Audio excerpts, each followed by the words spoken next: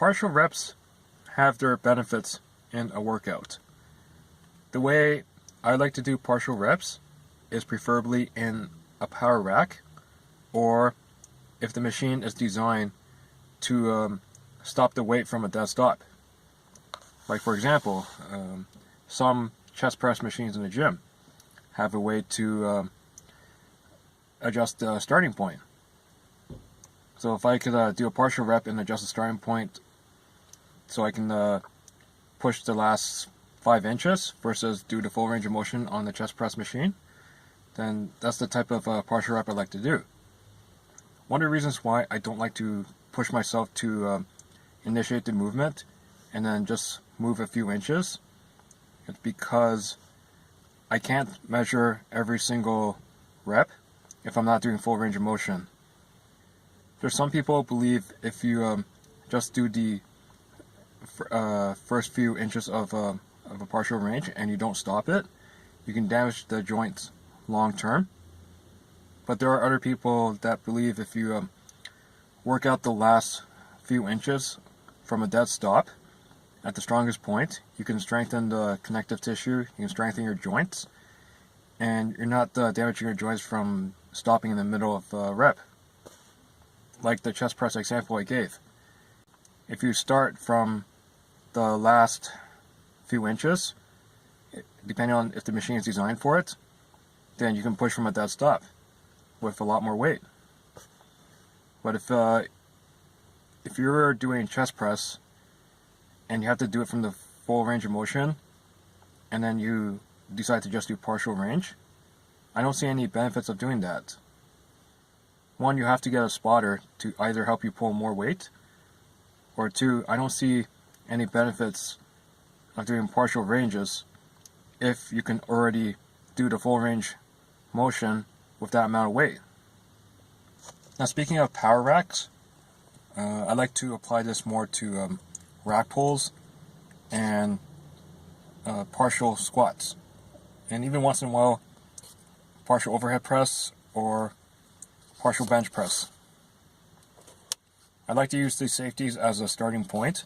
That way I can measure my range of motion properly and I don't have to worry about stretch reflex or stopping in the middle of a rep and damage the joints long term. Like doing a partial rep in the squat, or say behind the back rack pull. I could increase the range of motion slightly by lowering the safety pins by 1 level, or just stand on a plate, or even stand on the mat. And then over time, I should be able to reach close to full range of motion with that amount of weight. And when it comes to doing partial reps, I don't see any benefits for a beginner. I would say to get the benefits, you have to have at least 3 to 5 years of training experience in using the full reps. Full reps will always be better to maximize your workout because of the amount of distance you have to travel, and so your muscles don't lose flexibility or get injured if you only do partial reps and all of a sudden you accidentally did the full range of motion. I'll give you an example of how beginners might learn how to do pull-ups. They might start from the top and then just lower themselves 1 inch and then pull themselves back up, and then eventually do 2 inches. But in most cases, they're not measuring their range of motion. They're just taking a guess. So something like that, like I don't like that type of way of learning how to do a pull-up. I find it's better to use a mobility or a strength band to pull yourself up, or use a machine to lighten your body weight and then do the full range of motion. The other alternative would be to learn other back exercises that will assist you in doing pull-ups, especially full range of motion. Something like doing a handstand push-up. If you were to get yourself upside down, that's the first step. Master being upside down against the wall. And then the next thing would be to lower yourself about 1 inch. And then eventually 2 inches.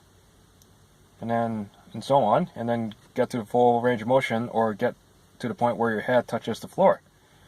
But if you do it in a way where you're just stopping in the middle of the rep and not trying to measure your distance, it's not as effective compared to if you put a few mats or a few plates to tell you that you've reached this range of motion.